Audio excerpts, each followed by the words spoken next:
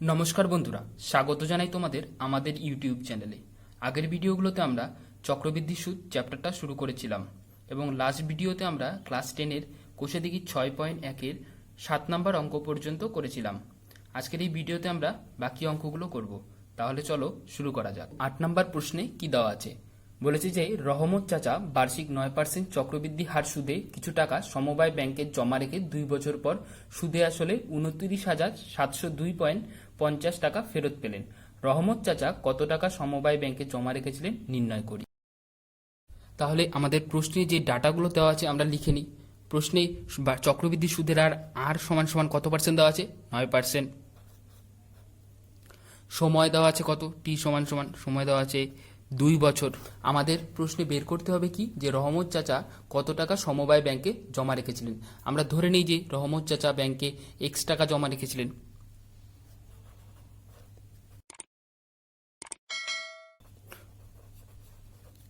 ধরি রহমত চাচা এক্স টাকা জমা রেখেছিলেন।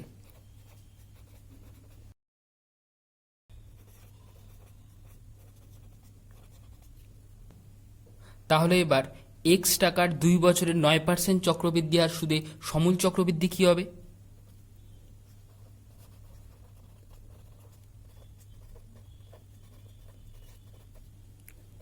সমূল চক্রবৃদ্ধি। তাহলে চক্রবৃদ্ধি হারে সমূল চক্রবৃদ্ধি নির্ণয় করার সূত্র আমরা আগেই শিখেছি। তাহলে এই 2 বছরে 9% হারে এক্স টাকার সমূল চক্রবৃদ্ধি কি হবে? এক্স ইন্টু 1 প্লাস আর মানে কি ছিল? সুদের হার। এখানে সুদের হার 9 দেওয়া আছে, তাহলে r/100 টু দি পাওয়ার সময় ছিল, এখানে সময় কত দেওয়া আছে? 2। এটাই হলো আমাদের সমূল চক্রবৃদ্ধির সূত্র। এটাকে তোমরা যদি বুঝতে না পারো আমার চ্যানেলে আগের ভিডিওগুলো দেখে নাও, আমি আগের ভিডিওতে এই সূত্রটাকে ভালো করে বুঝিয়েছি। তো এটাকে ক্যালকুলেশন করলে কি আসে? এক্স ভেতরে যদি লসাগু করি 100, এখানে 100 প্লাস 9 তার স্কোয়ার, তবে থাকে 109/100 তার স্কোয়ার। এই 100 আর 9 যোগ করলাম 109, নিচে 100 100ই থাকলো, উপরে স্কোয়ার। এটা আমরা কি বের করলাম? 2 বছরে এক্স টাকার সমূল চক্রবৃদ্ধিটা বের করলাম। কিন্তু তোমরা প্রশ্নে যদি দেখো সমূল চক্রবৃদ্ধিটা কি হবে তা কিন্তু দেওয়াই আছে, কারণ প্রশ্নে বলা আছে যে 2 বছর পর সুদে আসলে রহমত চাচা 29,702.50 টাকা ফেরত পান। মানে তিনি ফেরত কত টাকা পাবেন এই সমূল চক্রবৃদ্ধিটা তো আমাদের দেওয়াই আছে প্রশ্নে। তাহলে এই প্রশ্নে যে 29,702.50 দেওয়া আছে এটা সমান সমান এটা হবে, কারণ আমরা এক্স ধরে সমূল চক্রবৃদ্ধি যা বের করলাম সেটা এটা বের করলাম। আবার প্রশ্নে দেওয়াই আছে সমূল চক্রবৃদ্ধি কত হবে, তার মানে এটা সমান সমান 29,702.50 হবে। তাহলে শর্তানুসারে এক্স ইন্টু 109/100 স্কোয়ার সমান সমান হবে 29,402.50। এবার কোনাকুনি যদি গুণ করি, এ পাশে এক্স থাকে ওই পাশে থাকে, এ পাশে এটা তো আর থাকলোই 29,702.50। এই নিচ থেকে 100 দুটা এখানে 100 উপরে, এটা এই পাশে আসলে উল্টো হয়ে যাবে। কি হবে? ওপরে 100 নিচে 109 তার স্কোয়ার আছে, তাই তো? এই পাশে গুণ আকারে আসে, সমান সমানের পাশে আকারে গেলে উল্টে যাবে। 109/100 স্কোয়ার ছিল, হয়ে যাবে 100/109 স্কোয়ার, কারণ সমান সমানের এই পাশে চলে আসলো। এগুলো বীজগণিতের সাধারণ নিয়ম। তো এই পাশে যদি কাটাকাটি করি কি হবে?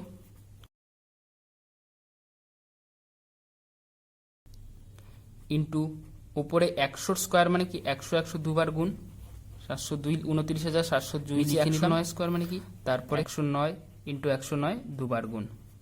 এবার এটাকে যদি আমরা কাটাকাটি করি তাহলে দেখব উত্তর আসে 25,000 টাকা। এটাকে ক্যালকুলেট করলে এক্স সমান সমান আছে, এইটাকে হিসাব করলে এই পাশটাকে তোমরা যদি কাটাকাটি গুণ করে নাও হিসাব আসলে 25,000 টাকা আসে। তোমরা নিজেরা ক্যালকুলেশনটা করে নেবে। ক্যালকুলেশনটা করতে গেলে আমাদের ভিডিওটা অনেকটাই বড় হয়ে যাবে। তাহলে আমরা এই সমীকরণটা সমাধান করে কি পেয়ে গেলাম, এক্স এর মান পেয়ে গেলাম। আর আমরা এক্স কি ধরেছিলাম, প্রথমেই এক্স ধরেছিলাম হচ্ছে রহমত চাচা ব্যাংকে কত টাকা জমা রেখেছিলেন, এক্স টাকা জমা রেখেছিলেন। এই কত টাকা জমা রেখেছিলেন সেটাকে আমরা এক্স ধরে নিয়েছিলাম, আর এই সমীকরণটা সমাধান করে আমরা এক্স এর মানটা পেয়ে গেলাম। তাহলে এই 25,000 টাকাই রহমত চাচা ব্যাংকে জমা রেখেছিলেন, এটাই আমাদের প্রশ্নে চেয়েছে, তাহলে এটাই উত্তর হয়ে যাবে। এই অঙ্কটা বোঝা গেল। তাহলে চলো আমরা পরের 9 নম্বর অঙ্কটা দেখি। দেখো 9 নম্বর প্রশ্নটা কি বলেছে, বার্ষিক 8% চক্রবৃদ্ধি হার সুদে কত টাকার 3 বছরের সমূল চক্রবৃদ্ধি 31,492.80 টাকা হবে তা নির্ণয় করে লিখি। দেখো এই 9 নম্বর অঙ্কটাও কিন্তু একদম 8 নম্বরটার মতো। এই 9 নম্বর প্রশ্নেও চক্রবৃদ্ধি সুদের হার দেওয়া আছে, সময় দেওয়া আছে, সমূল চক্রবৃদ্ধি দেওয়া আছে, একদম আগের অঙ্কটার মতো। আমাদের এই ক্ষেত্রেও আসলটা বের করতে হবে। তাহলে তোমরা নিজেরাই অঙ্কটার চেষ্টা করবে, আসলটাকে এক্স ধরে নেবে, সেই এক্স এর ওপর তোমরা সমূল চক্রবৃদ্ধিটা বের করবে 8% সুদের হারকে কাজে লাগিয়ে আর 3 বছর সময় লাগিয়ে। তাহলে এক্স এর ওপর 3 বছরের সমূল চক্রবৃদ্ধিটা বের করবে, এক্স দিয়ে একটা সমূল চক্রবৃদ্ধি আসবে, তার সাথে তোমরা 31,492.80 সমান সমান করলে একটা ইকুয়েশন পাবে। সেই ইকুয়েশনটাকে আগের অঙ্কের মতো তোমরা যদি সলভ করো এক্স এর মানটা পেয়ে যাবে, এক্স কি হয়ে যাবে, তোমাদের আসল হয়ে যাবে। তো নিজেরাই অঙ্কটা তোমরা চেষ্টা করবে, একদম 8 নম্বর অঙ্কের মতো। তাহলে আমরা 10 নম্বর অঙ্কটা করি। 10 নম্বর অঙ্কের প্রশ্নে বলেছে যে বার্ষিক 7.5% সুদের হারে 12,000 টাকার 2 বছরের চক্রবৃদ্ধি সুদ ও সরল সুদ নির্ণয় করি। আমাদেরকে একটা টাকার 2 বছরের চক্রবৃদ্ধি সুদ আর সরল সুদের অন্তর বের করতে হবে, মানে আমাদের সরল সুদ আর চক্রবৃদ্ধি সুদের মধ্যে পার্থক্যটা বের করতে হবে। অঙ্কে আসল পি সমান সমান কত দেওয়া আছে, 12,000। সুদের আর সমান সমান দেওয়া আছে 7.5%।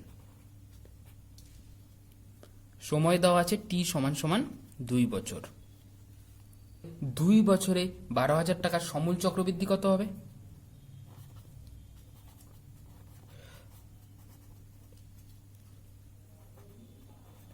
দুই বছরে 12,000 টাকার সমূল চক্রবৃদ্ধি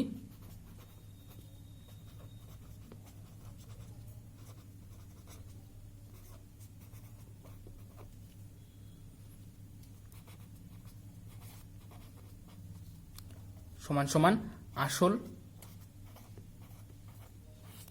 ব্র্যাকেটে 1 প্লাস সুদের হার কত 7.5 বাই 100 টু দি পাওয়ার সময়, সময় কত 2। তো এটাকে যদি আমরা হিসেব করি তাহলে আসে 12,000 ইন্টু উপরেরটাকে যদি লসাগু করি তাহলে আছে 107.5 বাই 100 তার হোল স্কোয়ার। এবার এটাকে তোমরা যদি বীজগণিতের মতো কাটাকাটি করে নাও তাহলে আসে 13,867.50 টাকা। এটা আমাদের 2 বছরে সমূল চক্রবৃদ্ধিটা বের হয়ে আসলো। তাহলে 2 বছরের চক্রবৃদ্ধি সুদ কত হবে, এই সমূল চক্রবৃদ্ধি থেকে তো আমরা আসলটা বিয়োগ করে দেব। তাহলে 2 বছরের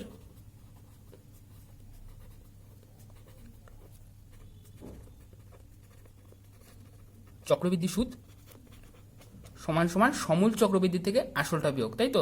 এই জিনিসগুলোকে আমরা আগের ভিডিওতে ভালো করে শিখে নিয়েছি, তোমাদের কারো যদি বুঝতে অসুবিধা হয় আগের ভিডিওগুলো তোমরা দেখে নেবে। তাহলে 2 বছরের চক্রবৃদ্ধি সুদ সমান সমান হবে 13,867.50 থেকে 12,000 বিয়োগ,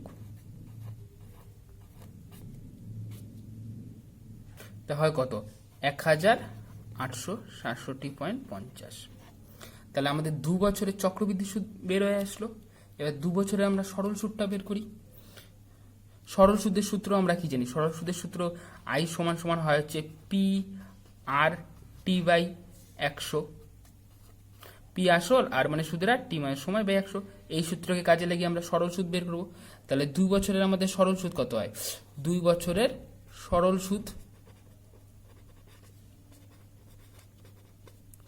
সমান সমান হয় পি আর টি বাই 100। সূত্র কাজে লাগবো, পি এর জায়গায় 1200 লিখবো, 12,000 ইন্টু 7.5 ইন্টু টি 2 বাই 100। 0 0 0 0 কাটলাম, উপরেরটাকে যদি গুণ করি তাহলে আসে 1800 টাকা।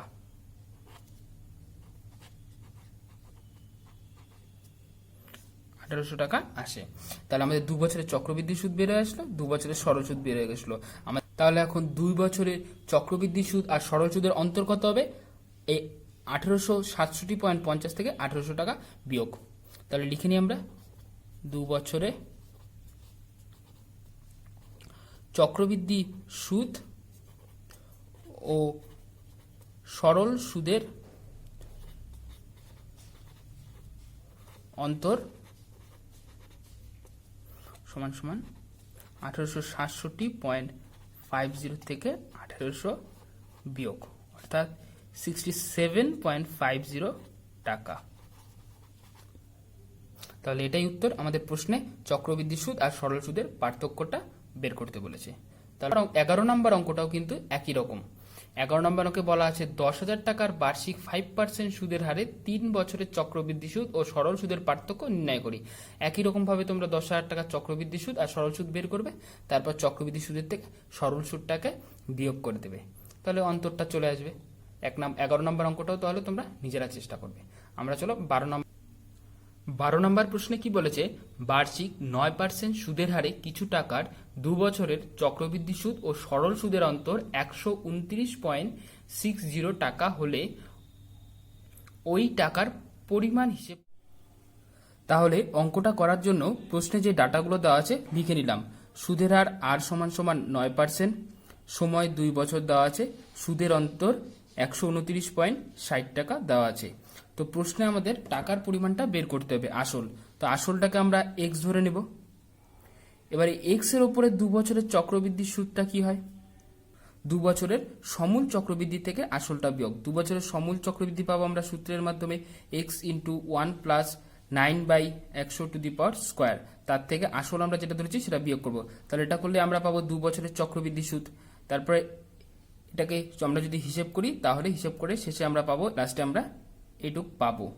এবার আমরা 2 বছরের সরল সুদটাও বের করব। 2 বছরের সরল সুদ বের করার সূত্র কি? I = PRT/100। তো এই সূত্রকে কাজে লাগিয়ে আমরা 2 বছরের সরল সুদটা বের করব। সরল সুদ কত আছে? x × 9 × 2/100, 18x/100। তারপর আমাদের এবার প্রশ্নে 2 বছরের চক্রবৃদ্ধি সুদ আর সরল সুদের পার্থক্য বলে দেওয়া আছে 129.60 টাকা।